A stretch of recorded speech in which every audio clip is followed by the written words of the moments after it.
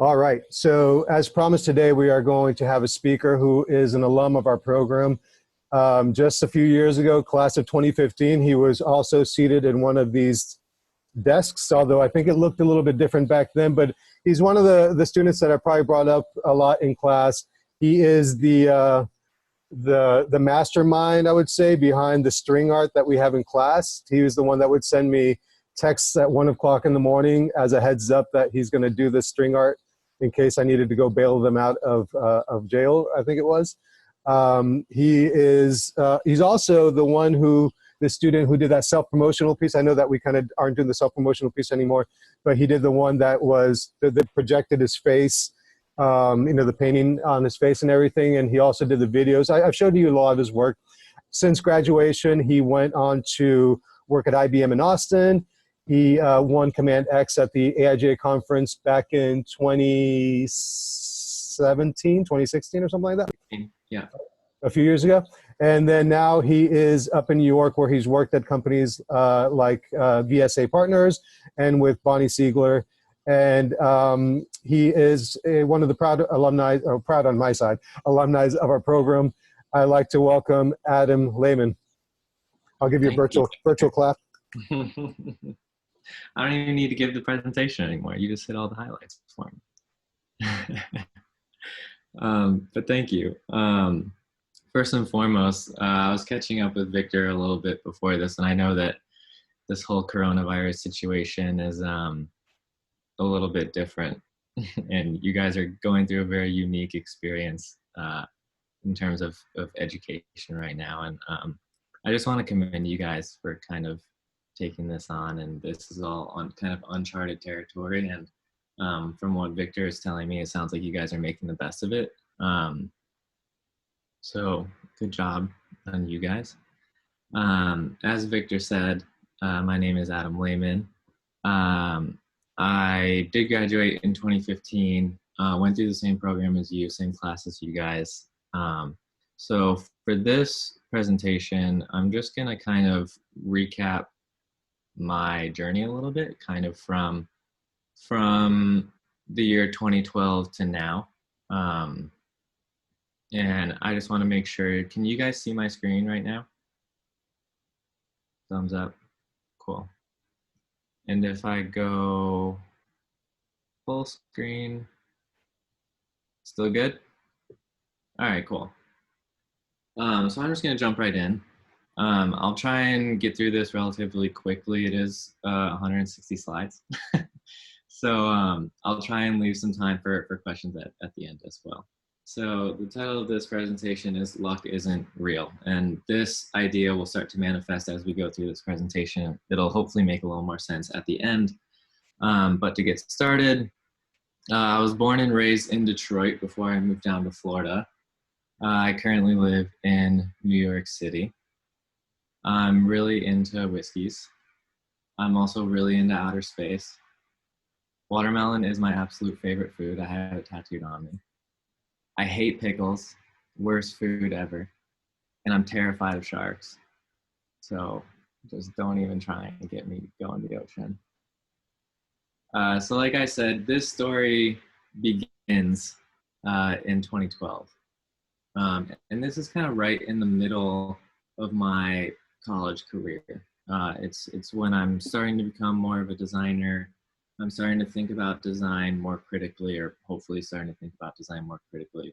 But when you're a young designer, especially in college, it's really easy to kind of be influenced by what's going on around you, to see these designers on Dribble finding this fame, to see projects on the Die Line and on Brand New and in like GD USA and ComArts, and it's really easy to start to follow those design trends because you're seeing all these famous people live up to those trends and create these things, and they're gaining a lot of notoriety for those things, and everything starts to kind of look the same, and then you start to model your work after trends, and it gets really dicey because you're so impressionable as a young designer and you want to find success as quickly as possible.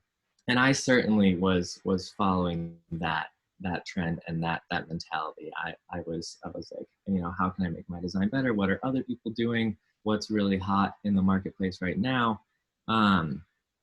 And so I was driving home one evening from taking photos at a charity event. I was in Ormond Beach, Florida. I was driving north towards Palm Coast, Florida. And it was about 2 a.m. I was returning from this event. And I got plowed through by a drunk driver. He plowed through me on the highway, kept going. My car spun out of control. I hit and broke the center guardrail. My seatbelt locked up, and I whipped back, and I smashed my head on the window beside me. My car rolled back across the lanes on the highway, and I was sitting there with a giant headache and with my 2 hands gripped very firmly on the steering wheel, and I uttered, "Holy shit, did that just fucking happen?" So I get out of the car, I run over to the shoulder, head's banging, adrenaline's pumping. I'm not entirely sure what just happened, what's going on. It's 2 a.m, so there's not a lot of cars on the highway. Some cars are kind of going by, and I can't find my phone. It's still in my car, and so I step in front of this minivan, and I put my hands up, and I was like, "Please stop your car." And that guy was awesome. He already had 911 on the line. 911 came, ambulance came, picked me up, took me to the hospital for an MRI, had a concussion, some cuts, bruises, things like that. Car was absolutely obliterated, totaled. They pulled the guy over at the next exit, which was also my exit. His hood was pushed up over his windshield. And when the cop pulled him over, he was like, "Oh, I thought I hit a deer." And so they breathalyzed him. He blew 4 times the legal limit. He was out of jail before I was out of the hospital. So I went home with a concussion, the whole 9, recovery from there. But in this moment, well, not in that moment, reflecting on that moment, I started to understand how short life is, how quickly things can change. But what else I also realized is that design really has a lot of power to do more good in the world than just find its way to a trend and to make something look beautiful. So this is Niels Bohlin. He is a designer for Volvo in the 80s, and he invented the 3-point seatbelt, which by and large is not a sexy piece of design, nor is it beautiful. But it did save my life that day, and it saved thousands and millions of lives, I'm sure, around the world all the time. And Volvo actually released the patent for the 3-point seatbelt for free because they're like, this design is going to save lives. All car companies need to start doing this. So this notion and doing that research on the seatbelt led me to believe that, really I should be saying fuck trends and I need to start solving real problems. And I don't mean real problems in the sense of like, I'm going to go invent the next 3-point seatbelt. I mean, with the skill set that I have, which is design, graphic design, I should be focusing on the user, on the consumer, and on the client's problems and how I can solve those in a realistic way, instead of just picking a trend out of a hat, applying that aesthetic to whatever piece of collateral we need to put out in the world and calling it a day. Just because something is beautiful doesn't mean it's effective. And just because something is beautiful doesn't even mean it's a valuable piece of design. Anybody can pick up a coloring book and color inside the lines. And to me, that's what kind of picking up those trends and doing that is today. So another valuable lesson I learned coming out of that in 2012 was, you really have to start living for yourself, because all time is borrowed. I truly believe that, I probably shouldn't be here right now. I for some reason, I'm still around, so I'm just living on borrowed time, which means I'm going to make the most of this time. So speaking of making the most of your time, you guys are in the midst of your special problems right now, and usually I give this presentation a little sooner than when you guys are presenting to Victor next week. But going through my college career, I started to apply these kind of bigger thinking ideas to these bigger problems to my projects, because I started to understand the real power and impact that design can actually have. So for my special problems, I saved up a little bit of freelance money, and because I'm from Detroit and I love Detroit, and during this time, Detroit was in the middle of a resurgence. It had seen probably the biggest economic failure in the history of the United States, and one of the biggest bear markets possibly in the history of time. And it was finally coming back in some capacity, and is using design a lot to do that. They're investing in urban farming. They're investing in 20-something-year-olds to apply design thinking to their public transportation. They're literally using their art collection to bail themselves out of bankruptcy. So I thought it would be nice if for my special problems, I could look back at the city of Detroit, fly there, and think about how we can rebrand the city of Detroit to position it for the future, for this resurgence that it's going to have. So all these photos I took myself, all these mock-ups I made myself, and the point of this project was to really kind of reskin the city of Detroit as a whole and give them a new face for this kind of new way of thinking that they're starting to apply, that's hopefully going to keep them alive for the next century at least. So I utilized my connections with my internship at Redesign to design and screen print posters. There got brokered a deal with Real Thread, where they printed some t-shirts for me that I got to send out to a bunch of people. Instead of a process book, made a magazine and got some friends to write articles about Detroit. I wrote a few articles as well, designed an application for the residents of Detroit to interact with so they could see this kind of newfound Detroit that they're living in and how can they get involved. Got to do some copywriting, campaign branding, everything.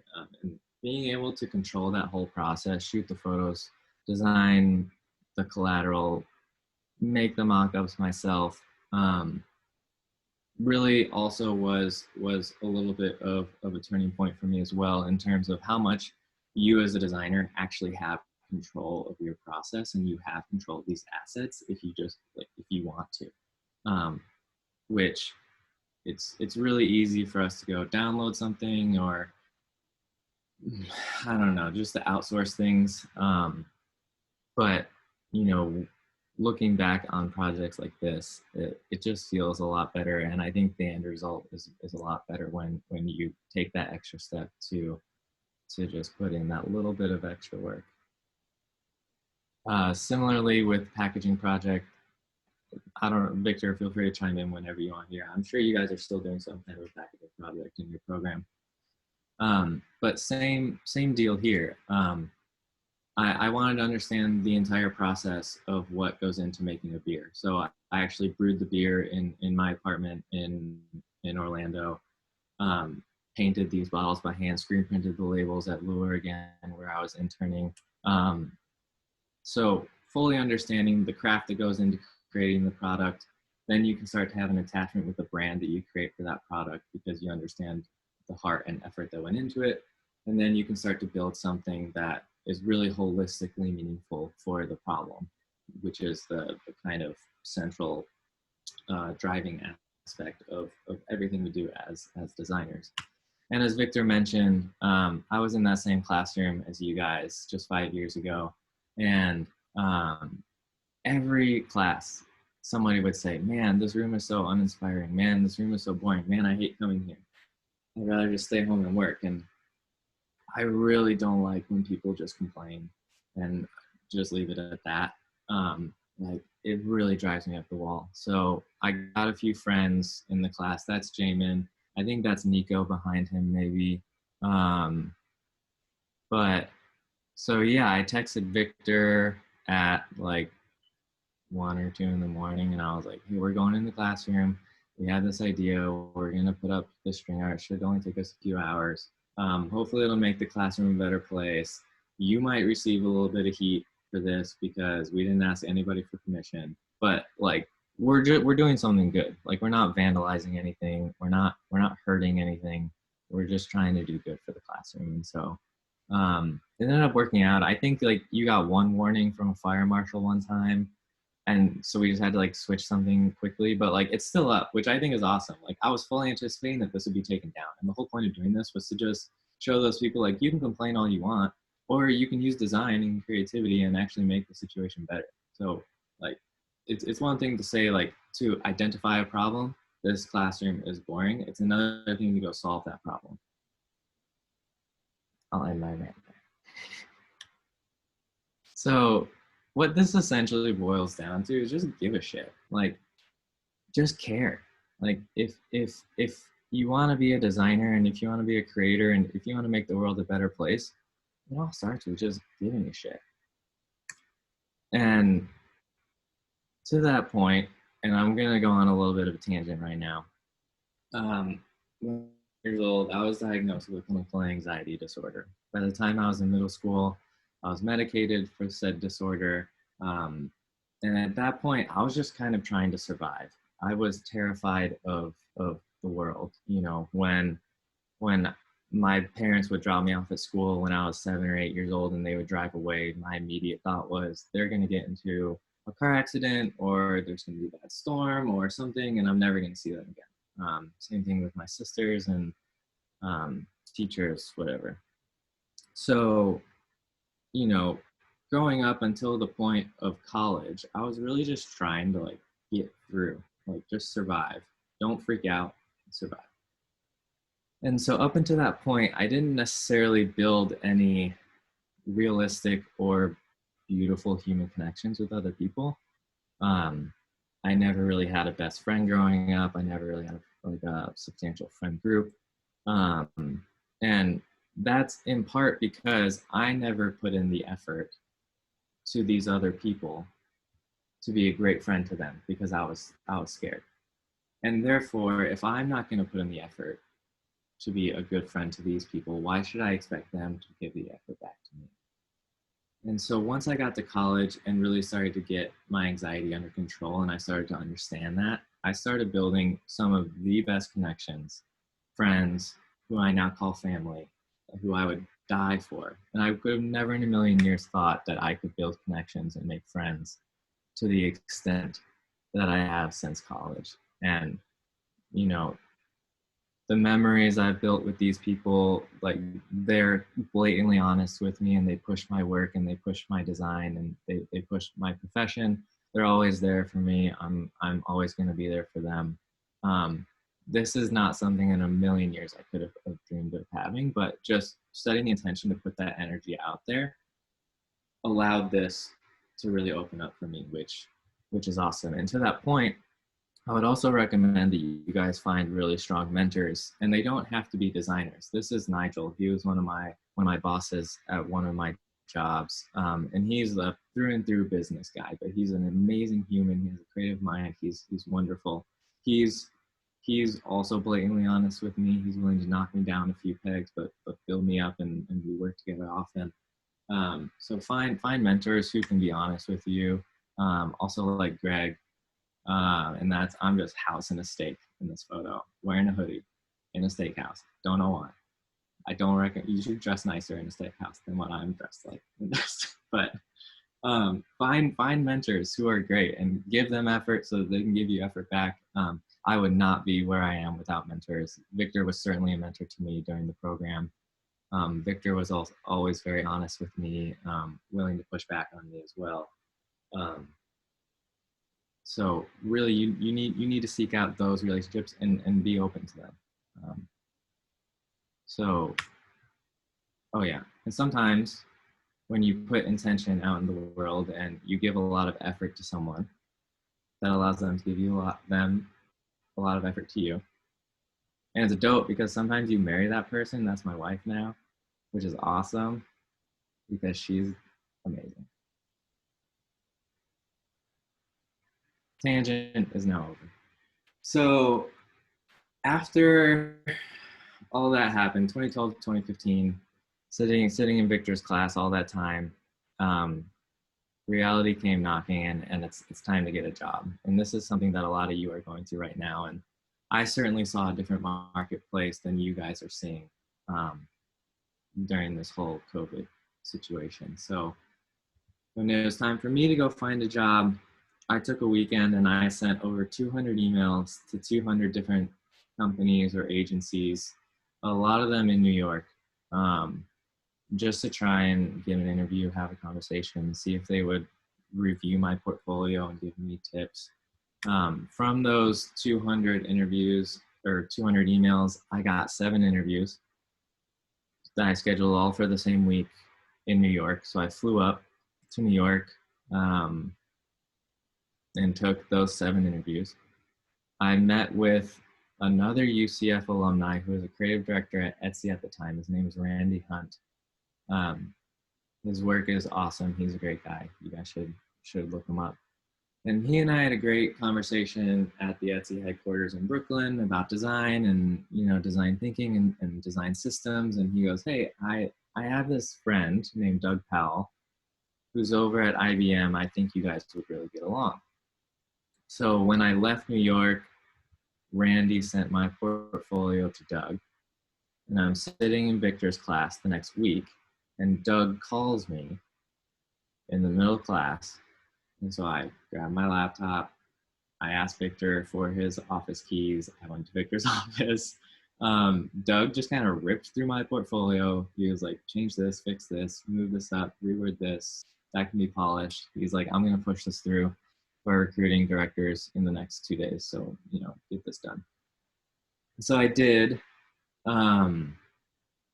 Recruiting director called, had a design interview, had a design test, flew out to Austin, Texas, got hired at IBM a few months later, which is really crazy. And kind of like the amount of things that had to line up for that to take place might seem relatively lucky, right? But you know, if I didn't send those 200 plus emails and then word didn't get to Randy that I wanted to talk to him, and if I didn't go to UCF and he didn't go to UCF, maybe he wouldn't have let me in the door. And if he didn't have Doug or email him at the right time, and if I wouldn't have answered that phone call in Victor's class, and if I didn't make those updates to the portfolio. So you can see how a lot of different individual points in time and a lot of different intentions can go into one thing working out. And it's not that those things line up by chance. It's because those people are willing and open to do their part. I'm willing and open to do my part. And when you're working hard and when you're working diligently, you know, that's when things seem lucky, but they're not. Like, you are manifesting those things because of like you're giving a shit, like I said recently. So when I first arrived at IBM, I was doing enterprise software design, which literally sounds as boring, or is as boring as it sounds to me. Some people are really, really good at it.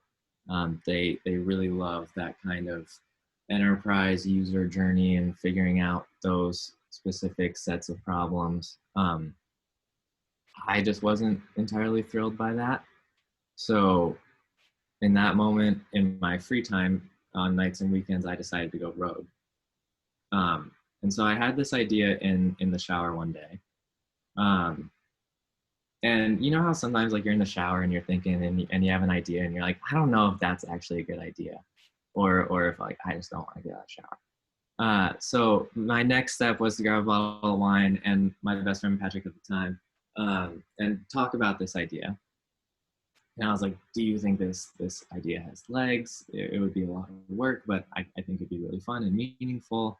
And it always boils down to kind of this point. Like, you can talk about it all day, you can ideate as much as you desire, but you just have to do something eventually. You have to sit down and do the fucking work. So that's exactly what we did. So over Christmas break of 2015, I guess, this is my parents' dining room table that we also turned into a ping pong table. And I'm starting to map out this idea. And what the idea is this a global magazine for one of the biggest tech companies in the world that only exists as a print publication that we send to all 45 studios around the world. And it tells the stories of human designers, their path and their journey inside and outside of IBM. So we're not focusing on revenue. We're not focusing on corporate jargon. We're not even focusing on the products that IBM is creating. We're only focused on the people. And so this manifested as a publication entitled All Things X. And that X is that variable that we can always change out. So we just did it. Like, we didn't ask for permission from anyone. We spent 40 days writing these articles, finding these articles on IBM design blogs, photographing everything ourselves. We laid it all out every night until like 3 in the morning on the weekends. I paid for the first 50 copies to bring to an IBM leadership meeting. I presented the idea to the GM of design at IBM, handed him a copy. And I said, I think IBM needs to start tracking the legacy of design because you guys are investing in 1,500 designers around the world over the course of 4 years. And we need to make sure that this doesn't get lost again, because IBM has lost its way before when it comes to design. So this publication was a way to start tracking internally what's going on with design and to bring external design-oriented conversations into IBM so we can amplify our program. So we got to interview the likes of Buzz Aldrin, who went to the moon, talk to other astronauts about their time on the International Space Station. We got to go to DC and do design thinking exercises during some marches and protests. We brought in conversations with Stefan Sagmeister to the program.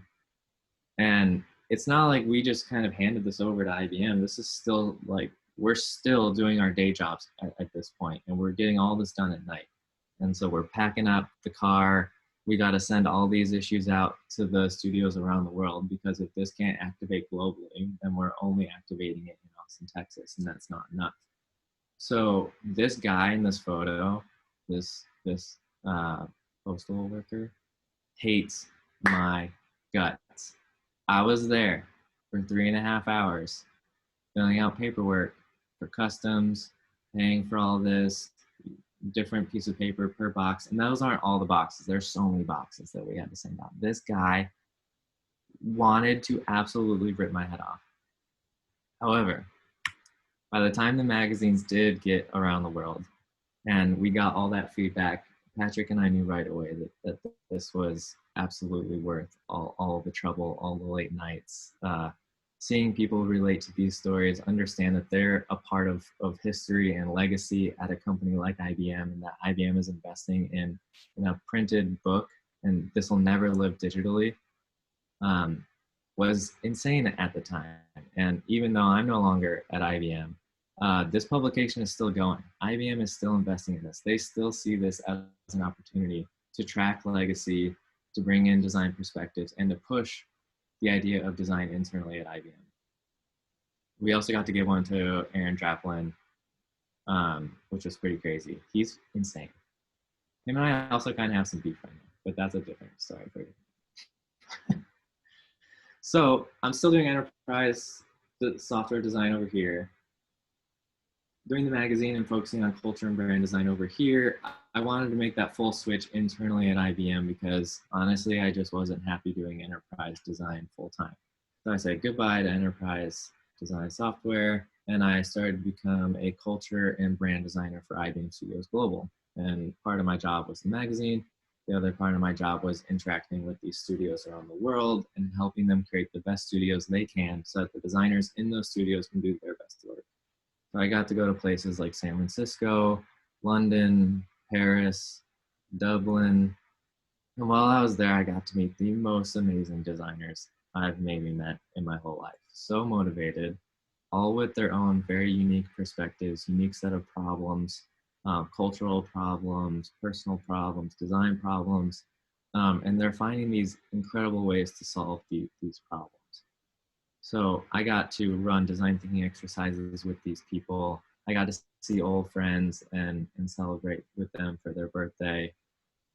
I got to photograph most of the IBMers I went and met, and just hear their stories and hear their journeys at IBM, and just hear the value that they're bringing and how a division like IBM Studios that I was working with in that team can help alleviate some of their symptoms so that they can go into work distraction-free and create world-class experiences for users around the world. So during all of this, I get a text from Victor, He's like, Command X application deadline is in 3 days. Are you going to apply? And I was like, well, I would have liked a longer heads up, but yeah, I'm going to apply. So I got my application together, had it proofread by like 12 people, wordsmithed it to death, put my 5 best projects in, and got selected to go. Thank you, Victor, for pushing me to do that. So if you're unfamiliar with what Command X is, it's essentially 7 designers under the age of 26, 3 days at the AIGA National Design Conference. You get 1 design prompt per 24 hours. At the end of the 24 hours, you present to 2,000 attendees. They vote. The 2 designers with the least amount of votes get kicked out. Then you get your next prompt and you don't sleep. Literally 3 days, I didn't sleep at all. So this is on stage at Command X presenting the first prompt, which was, and we were in Las Vegas for this conference. So the first prompt was redesign the gambler's anonymous identity. So I actually, they give you a week leading up to the conference to fulfill this design prompt. And then once you're there, it's 24 hours from there. So in the week leading up, I actually attended a Gamblers Anonymous meeting and asked them if I could sit in and take notes so that I could understand the people, their emotional drivers for being there, what their real problems are, and what they're trying to solve by going to these meetings. So by kind of taking that extra step to attend one of these meetings, I got to kind of get into the head of one of the users. I got insights that other contestants couldn't find online. Here's the mark. I'm not going to go into my design rationale. We don't have time for all that. And then they kind of put you in the middle of the conference and let everyone like walk around you like you're an animal in a cage. It's really uncomfortable. So thank God for noise canceling headphones, because someone's always tapping you on the shoulder. And those burgers, I didn't even eat those burgers, but they always look so good when I see this photo. I didn't eat those burgers. Anyways, the second prompt was to redesign the Zappos shipping box experience. Zappos is based in Las Vegas, so they brought in the CEO actually to give us feedback on stage in real time on these things. And then the third prompt was to get millennials to vote, essentially. That was a big voting year that year. We all know how that manifested, but I came up with this campaign of involving the voice of the people in the problem, let them express what they want to be as a voter so that we can better build an argument around their actual needs. And while I was sitting there, you know, in our little zoo cage working, I had my headphones on, I'm so tired. Someone taps me on the shoulder and I was like, who the fuck is touching me right now? I can't handle this. So I rip my headphones off, I spin around in my chair, and it's David Carson. And I was like, damn it. And so he's smiling at me, like he's a very somber in-person kind of guy. And he's like, oh, hey, like I saw your work. Like I thought it was really cool. Do you want to show me what you're working on? And I was like, sure. You're like one of my favorite designers of all time. So I'm showing him what I'm going to present. And he was like, oh yeah, this is really good. He's like, you should like take a bigger risk probably and like ruffle some feathers. Like controversy has always been good for my career. I think it could be good for yours. And I was like, what is happening right now? So I actually, I had a proof of issue 2 of All Things X in my backpack that I was proofreading while I was out there, and I showed David Carson. I was like, oh, like I'm working on this magazine, blah, blah, blah. And he just took the proof and walked away. I never got it back. He just took it. And I was like, that's fine. Like he has the right to do that. He designed one of the greatest magazines in the whole world.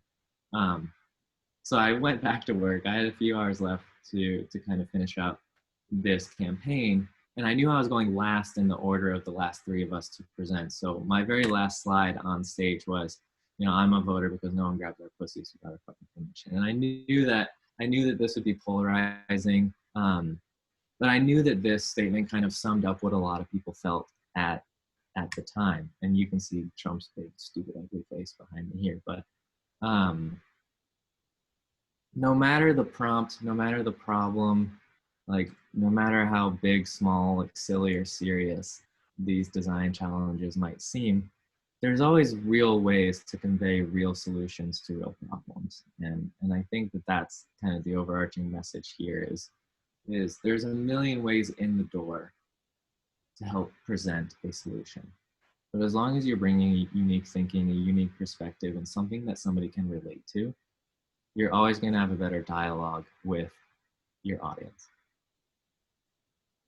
So this was the final judging panel for Command X, and that's Bonnie Siegler, seated in chair number 2. And a few months after Command X ended, which was in October of 2016, Bonnie called me in late January of 2017. And she said, how fast can you move? I would love, you know, if you're in New York, or if you want to come to New York, I would love to do some work with you. And so she called me on a Saturday morning. I quit my job at IBM on Monday morning. I just moved into a new house in Austin. When she called, I was unpacking, and I just started packing back up. I was like, fuck, like I just moved into this house. Like I'm on the phone with Bonnie. I'm just repacking a box. I was unpacking at the time. I was like, well, I'm leaving. And so I went to New York. And this is where things get a little more crazy. So I moved to New York in February of 2017. And the great thing about design, no matter where you are in the world, is that there's so much opportunity. Design will always be relevant because problems will always be relevant, which means if you're not happy with where you are, or if you're not happy with what you're doing, or if you don't think you're making the most impact with what you're doing, there's always something else out there that you can go find for yourself. You just have to be willing to go do it. So in 2017, I worked with 5 establishments in 1 year. I started at IBM, and I moved up to New York to work with Bonnie at 8.5. Then I went to iPull Rank to help them start their design team and their design initiative. And then I freelanced with Pearl Fisher doing package design. And then I started freelancing with VSA Partners.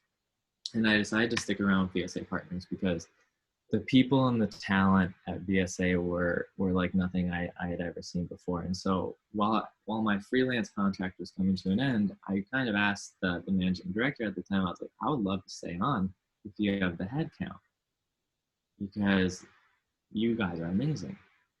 And she was like, oh, like, that's awesome. Thank you for asking. I do have head count. I have a role open for your title. You're hired. And I was like, wow, that was insane. I just asked for a job and somebody just gave me this job. This is unreal. So like, don't wait around for someone to say like, oh, do you want this job? Do you want this opportunity? Like, do you think you would fit in here? No, I just wrote her an email and I was like, I love these people. I think I'm fitting in well. Like, this is the type of work I want to be doing right now. I think I can learn a lot here. I think I can bring a lot to this agency as well. And she was like, yeah, for sure. Like, she would have never said that otherwise if I didn't ask. So I think that's just another instance of putting that intention out into the world and going out and getting what you truly want to do. So the lesson here is don't settle. And I have this photo back up again because I moved to New York initially to work with Bonnie, who's the second chair. And then at VSA, I ended up working for Dana Arnett, who's all the way on the right. So it's funny, like 2 people in one photo who I worked for. But at VSA, we were doing a lot of corporate branding and communications. So I got to work on projects like rebranding the Carnegie Mellon Tepper School of Business, helping them find their new voice for their students to build kind of the business school of the future.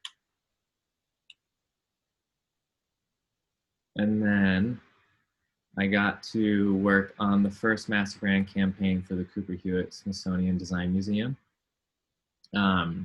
helping bring awareness to the importance of design and that everything around us is designed, whether you know it or not, is kind of the idea here. So, and design plays such an important role in helping people's day-to-day lives, and we wanted to highlight some of those things. But you know, seeing your work in the New York Times on top of taxis, on walls in Brooklyn, on the streets of Manhattan, and the New Yorker, and in Wired Magazine, 20 feet tall on a street corner.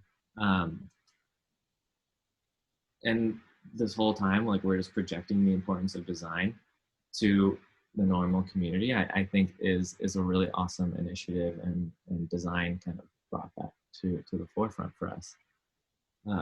Also got to work with clients such as Google, helping them with their Google Cloud Summit, come up with a new branding identity for their Summit Initiative series, which takes place in like 27 cities around the world over the course of a year to help professionals learn new cloud-based skills. So seeing our campaign come to life all around the world in this really fun and like kind of lowbrow way, which Google kind of has a way with those aesthetics and words. It's just using design for like a really positive outcome, which I think is the point. So while I was at BSA for 2 years, and I bounced around a lot to get to BSA and to find somewhere where I was comfortable and challenged and pushed and doing great work, it's also important to be open to trying new things in your career. So at this moment in time, I was headhunted to a boutique agency called Spring Design Partners. And at this time, I had been at a lot of big agencies and big companies like IBM and BSA Partners, but I hadn't really rounded out my experience with the boutique agency world. And what is it like to actually run a small team, to work with startup clients, to work with smaller clients, to have more of a hand in the business conversations and day-to-day logistics. So after a lot of deliberation, I left BSA to go to Spring Design Partners to work with clients, startup clients like Down Official, Canada Goose competitor, and to help these two guys kind of bring their vision to life of a better, more sustainably sourced down jacket than Canada Goose. And so they're looking to bring positivity into the world through their jacket. So helping them, craft their brand, do copywriting, social media marketing, web design. It's really meaningful when you kind of can wake up in the morning and see in two people's faces the impact that you're making on their world to help bring their idea to life in the market, however that might manifest. But that's a really fulfilling way to view design. Also got to work with a new luxury hotel on the Tuscan coast, in a part of town that doesn't see a lot of design, but has a lot of heritage and a lot of meaning to the people, helping them define their identity and their voice so that we can start to break down the barriers between what does it mean to be a luxury hotel, but also approachable to the extent of tourism and locals alike. So this is another really fun project, something I wouldn't have been able to work on at a VSA Partners. Also getting to help a heritage-based spirits company like Milagro Tequila redefine their almost entire portfolio. They're having huge issues with their bottle breaking, which is that before bottle. So we got to help them with the structure and the type of glass that the bottle was made of so it stopped breaking in people's homes. We got to utilize new printing and engraving techniques with one of their suppliers called Saber Glass down in Mexico. So really trying to find new ways of design to set them apart in the market, but still hold on to that heritage, because this is a product that people love, but they just can't get into their homes because the bottle keeps breaking. So I felt like I was doing a lot of really good work at Spring.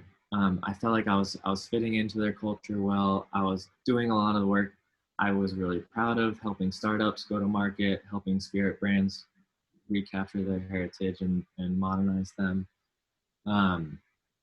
But then I was so down and into the work, and I was so focused on the work. 4 months later, I looked up and I said, shit, because I was so into the work and just kind of the day-to-day design that when I looked up and I started to run the numbers in my head of the invoices that we were sending out and the amount of employees we had in the office, and we had downtown Manhattan rent and this overhead, I quickly ran the numbers a few different ways, and I realized, I was like, this agency is not making a profit. There's absolutely no way. And I didn't realize that until just now.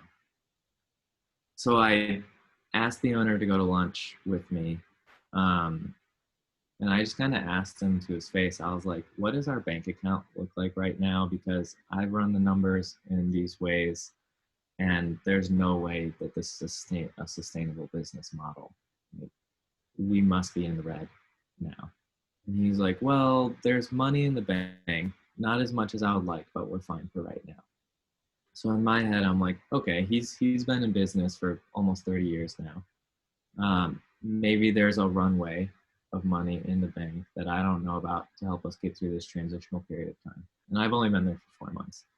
Exactly 1 week after I had that conversation with the owner, they called a company meeting and announced that the company was not sustaining, there's no money left in the bank, and that we're closing and that we're getting laid off. So that was right before Christmas of last year, 2019. So I guess the point here is, plan just enough and keep your eyes peeled. I probably could have seen this coming sooner if I wasn't just solely focused on the work. Like, there is the business aspect of this that we need to pay attention to. Um, Having that realization that the company might be going out of business and then finding out next week that you were right is a shitty feeling. Getting laid off is a shitty feeling. But don't be a dick to anyone throughout your entire journey, because your network will, I promise you, your network will save you. All the people who I met at Pearl Fisher, BSA Partners, IBM, iPull Rank, I sent an email out to people explaining what had just happened. I was like, hey, got laid off, agency's going under. If anybody has any connections, I would love for you to keep me. Within 2 days, I had 4 interviews at 4 different agencies. Coming out of Christmas break, I had another 6 to 8 interviews, and I would say 90% of those interviews came from people I had worked with previously. And they were more than willing to introduce me to their creative directors or their recruiting manager or whoever I needed to talk to, because we had worked really hard together in the past. We had built a genuine connection. We had both put the intention to form a real friendship and a real colleague relationship with each other, so that when we both move on, we're willing to take care of our respective networks. So, I'm so grateful to the network and to my friends and to my old colleagues for what they did for me during this time and helping me get in the door very quickly with a lot of agencies. And I, look forward to the day I get to repay them for that and help the network the same way. So it's really easy to burn bridges when you leave places. It's really easy to just be like, fuck this isn't what I want. It's easy to blame other people for those problems. But I really do urge you to try and leave as amicably as possible, whether you're quitting, whether you're laid off, whether you got headhunted somewhere else. Just be honest, just be human. All these people have been in the same position as you before. If you're nice and respectful, they'll be nice and respectful back. And if they're not, burn the fucking bridge. So now I'm at an agency called Dragon Rouge. And I'd like to point out, this is the second Game of Thrones GIF in this document. And I would have never thought I would have had an excuse to put Daenerys Targaryen and a fire-breathing dragon in one GIF at the same time in a deck. And now I do, which is amazing. So I'm at an agency called Dragon Rouge. We're a global branding and packaging agency based in Paris. I'm a part of the New York office. We're about 12 people in New York. And we're focused on shifting and adapting into being a more holistic branding agency. So we're working with a lot of kind of holding company clients right now. We're looking to shift and move and kind of wiggle our way through the market and grow. So it's been really exciting. I'm really thankful for them. They're amazing people, amazing designers, amazing culture. So, and again, the network comes through. So, the assholes. So I know Victor also wants me to talk about side projects because I fucking love side projects. They're the best. You can do whatever you want. You can use design to solve any problem and no one even has to ask you or pay you to do it. If you have time, you can do it. So one of the side projects that I run with my wife actually is called Where the Line Ends, where we take the subway line to the very end. We get off and we kind of explore, photograph, and blog about what there is to do at the end of every subway line in New York. Another project of mine is called Through. It's this editorial expression of people and their mental health and how their mental health has actually helped them through life, bring different perspectives to their situations, bring different perspectives to their lives, bring bring kind of more meaning to what they're doing, and it's guided them in their process. And I'm actually working on transferring this project over to Medium right now, so it'll be a little more accessible in the next few months. Started the New York Whiskey Social Club. We're up to about 15 or 16 members. We meet monthly. And the whole point here is to lower the barrier of entry to finding unique whiskeys, because it's insanely expensive at bars. But if we all put in about $20 or $30 per meeting, we get to try these world-class whiskeys for a fraction of the cost. And when I say I love side projects, everyone got a membership card. It's gold foiled. There's a manifesto, there's tasting cards, there's postcards. I got an embosser made just for the envelope so I could send to people in the mail. Like, I love side projects. Treat them like real projects, because it's so fun. It's so amazing. Some friends of ours in New York reached out. They're lovely people, really, really talented bakers and cake makers and decorators. And they wanted to chase their dream of opening up a brick and mortar wedding cake shop and bakery. And, you know, they're just trying to scrap this thing together as they go. And they're just trying to figure it out just like the rest of us. And, you know, they didn't have a budget, but this is a very real project. And this is something that could help them find success. So this is some of their baked goods. It's unreal. It's so good. So I helped them with their branding and trying to get them off the ground. And I didn't get paid monetarily for this project. However, I do not pay for baked goods anymore. I just get cookies and cinnamon rolls and cake all the time. It's amazing. So the point here is you don't always have to get paid for your work. Yes, it's awesome. No, you shouldn't just do free work for the hell of it. But you have to look out for the people around you, and you have to use your design for good. And these people were chasing their dream, and I knew that design could play a huge part in helping them realize this dream. And look at these sweet potato cinnamon rolls. Who could say no to those? After about 8 months, 6 months of them, maybe a year of them being in business now, we were over at their house for dinner. They did write me a check once they kind of had the money. I didn't ask for it. I never asked for the money. I knew that design could do good here. It's such a fun project.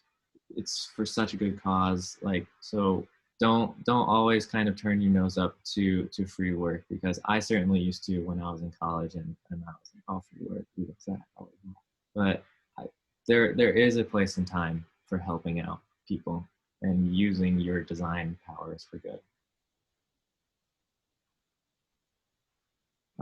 You'll also probably revisit some projects you're working on now. Just a few weeks ago, I revisited that Detroit project to completely rebrand the Detroit Pistons. I've always been a fan of the Detroit Pistons, always been a fan of the Detroit sports scene. Victor hates Bill Laimbeer, which I think is awesome, because Bill Laimbeer is amazing.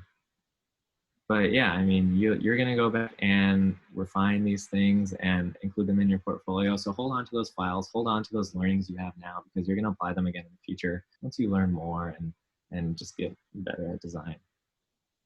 And a very timely side project that I just launched with my friend Naveen. We built and launched this website to help people remember what day of the week it is, because none of us can leave our homes, and it's getting really confusing these days. So if you go to idon'tknow.com, it'll tell you what day it is. You don't have to think about it. It's just going to tell you. So my biggest recommendation here, and if it isn't apparent yet, I'm obsessed with design. And I would highly recommend, if you aren't already obsessed, you should get obsessed. The more obsessed you become, the better designer you're going to be, the more people you're going to help, including yourself. The better your work is going to be, the better the problem you're going to find. Yeah, just get obsessed, because luck isn't real. Like, you make your own luck. The more I've relied on luck, the more it has let me down. Nothing has ever just come falling out of the sky and been like, oh, well, that was nice of the universe. It's like, no, you have to ask for something. You have to work for something. You have to put the intention out into the world. Nothing in this deck would have happened if the intent from both directions wasn't there. If I didn't give intent to someone else or to the design or that other person wouldn't give the intent back to me. So you have to play your part. You have to be diligent in providing the amount of effort that you feel necessary or beyond necessary to receive what you want to receive. You have to make your own happiness, and more importantly, you have to demand your own happiness, because especially today, and especially in this world, no one's just going to hand you happiness. You have to go find that for yourself. And we are all very fortunate to be able to design our own happiness. And I think design is the greatest thing. It has the power to do the most good in the world. And it will continue to help us personally. It'll help us as a community. It's really boundless and endless. And the more you start to understand that now, I think the better designer and the better person we're all going to be. So thank you very much. It's awesome, Adam. Thank you. Thank you so much. I'm so happy to kind of see revisit some of the stuff that you did in the past and seeing all the cool, amazing things that you're doing. So I'd like to open it up to some questions. You can either ask the questions in the chat, and I'll go ahead and repeat them for the sake of the recording, or you can go, actually, let's go ahead and do that in an effort to try to keep an order of people who are asking questions. Go ahead and ask the question, and if you want, when I get to your question, you can unmute yourself, and you can ask the question and interact yourselves. But I will point out, like, again, one of the reasons I always like having Adam come speak to the class is because he was in the same situation 5 years ago that you guys are in now. As far as a student, I know that your semester is a little bit kind of like unique as far as all the virtual and remote stuff that we're doing, but he's in the exact situation as a student of trying to find work that you are in now. And I think we get this idea that our futures are very set, that we live in a city and we have to stay in this path that we might think we think for ourselves or other people are putting upon us. And I've always kind of admired the way that Adam has found his own opportunities. He's created his own opportunities, and he's made these connections, whether locally here with Lure and Kelly Romano. I just told them that you were speaking, and so they all say hi, Kelly and Jeff and Sarah and all of them, and Brian and Bernie. But it's also like the connections that he's made outside. So so I'll leave it open to you guys. What are some of the questions you guys have? Go ahead and start putting them in the chat. And even if it's like special problems questions, if you guys have any questions about mock-ups or path. And Kathy, do you want to ask your own question, or you want me to ask for you? Sure, I can go ahead. Okay. Hey, first, thank you so much for your talk. I really enjoyed it. And throughout your talk, you mentioned making change and making a difference with design often. And I was wondering if you believe that there's a medium or type of design that you think has a bigger propensity or can be more impactful than other types of design. That's a good question. And I think I started finding an answer to this question recently, because at all the different agencies or different freelancers I've worked with, a lot of people love to kind of niche themselves into something very quickly. Like, oh, like I do packaging design, I do illustration, I do editorial design, whatever. I think brand design should kind of get a reframe and almost a redefinition, because I think brand design encompasses all of those things. And that's certainly what I call myself, as a brand designer. And so as a brand designer, it's up to you to understand the emotion that the brand wants to put out into the world, and then figure out how that needs to go manifest. So as a brand designer, I can hire an illustrator or do the illustration. We can create a book or a magazine. We can do a digital interactive experience at a museum. We can create a national campaign, but that all wraps back up under brand. And brands exist in the minds of people who use them. So you can scream what your brand is all you want, but if your brand isn't acting and behaving in the way that you want it to, or if it's not exuding the emotions that you're trying to scream out into the universe, people are going to see through that bullshit immediately. So I personally think that brand design is the most exciting because it can open the most doors to the most amount of diverse executions that can make the most difference. Cool. Thank you, Kathy. One of the things that I mentioned in class was when you did your self-promotion project, and it was in class, and you ended up sending it out to like Sagmeister and Pentagram and Bob Gill. Was it Bob Gill that you? Yeah. Bob Gill. And then that you actually got some like really good feedback from them, even if they didn't have jobs. And again, I think we kind of get in this bubble that some of these people aren't approachable because A, B, or C, but you just kind of went out for, and I remember you being in the room and kind of waiting for the package to get to Sagmeister. How important do you think it was in hindsight? Do you think it was something that that helped you in your path, or do you think it's something that was just kind of like this, like student thing to do, or what? Mm-hmm. Yeah, I think it helped me in the sense of like getting over that fear to reach out to someone that I idolize, like Stefan Sagmeister. He is like the greatest designer in the world to me, and I always compare my thinking and my work to projects that he's done. I think the fact that Stefan, like 5 minutes after I got the shipping notification that it had arrived, he emailed me saying like, this is great, we love this. We don't have any jobs, but like, thank you.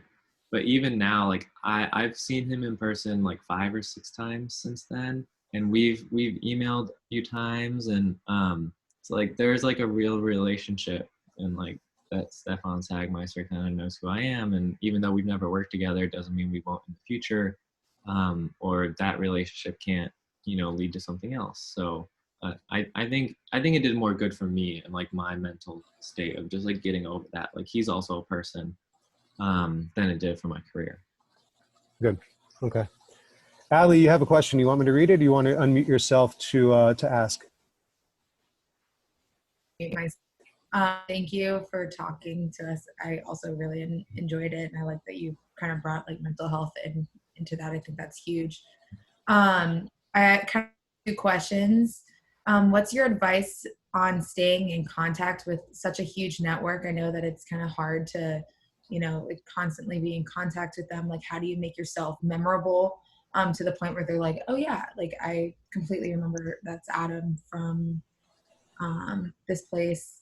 And another question that I had is like, how do you go about pitching ideas that kind of take a company in a completely different direction than like what they're currently doing? Kind of like, I liked how you brought that magazine to IBM. Like, how did you go about pitching that to them? So your first question, I think people always remember hard work and like being willing to put the work in. So I always try and form the basis of my relationships, my working relationships, off of my work ethic. I'll always attempt to put in the most amount of effort I physically can, because I know that that's what people are going to remember. And beyond that, being nice to people really does go a long way. Like, especially when you get to agency world or even in-house, like it's really easy to get busy.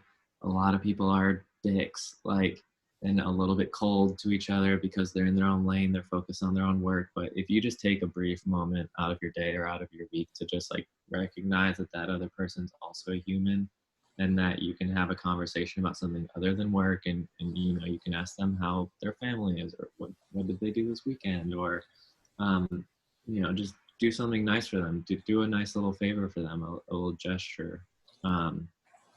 People really, really remember those things, because we're also caught up in our careers and the craziness of the news cycle in the world. So just having those human moments with each other goes a really long way. And then in terms of pitching ideas that go in the complete other direction, you either need to come with a lot of passion or with a lot of data that you can back your decision up with. So if you can come with a solid strategy that points to this solution as being correct, because you did the research, you talked to you did the right interviews with people to gain the right perspectives on the right problem, and then you present your solution to everything that you just laid out in your strategy, then it gets a lot harder to argue with the design because it's backed up by kind of what business people like, which is data and research and science. So there's a lot of legwork leading up to that, but once you kind of lay it out for people, it's easy for them to switch over mentally and be like, oh, that makes sense as a unique and unexpected solution, because we don't want to be everybody else, but this still solves our problem, and so we can make a true difference. Well, thank you. Thank you, Allie. Renee, do you want to ask your question? Do you want me to read it? Why don't you go ahead and mute yourself? Yeah, so I greatly appreciate you coming and giving us all these insights and stuff. I did notice that in your story, a lot of like the opportunities that you got to take up included a lot of relocating. What do you do if that's not really in the cards for you? Because like I got married pretty young, so just trying to like coordinate 2 careers already has been pretty tricky. I often, when school's in session, I already do like a 3-hour commute. So Yeah, totally. I think that's a good question. And I think part of the proof or the solution is kind of what we're doing right now. I think the whole world is starting to understand that remote working and remote relationships can be just as effective as in person, especially if we can use tools like Zoom or FaceTime or Google Hangouts to see each other. I think coming out of this pandemic, a lot of companies and a lot of employers are going to be very open to the idea of remote work and remote hiring and letting people travel as long as they're still getting their work done, because they're seeing the efficiencies that can take place as a remote worker. So if we can look to something good coming out of what's happening right now, I think that's something good that we can look at. I fully understand that not everybody has the opportunity to relocate for a myriad of reasons. So you just gotta get creative and be open and honest with these people and be like, look, I can't leave, but I'm gonna work my ass off for you, whether I'm there or whether I'm here.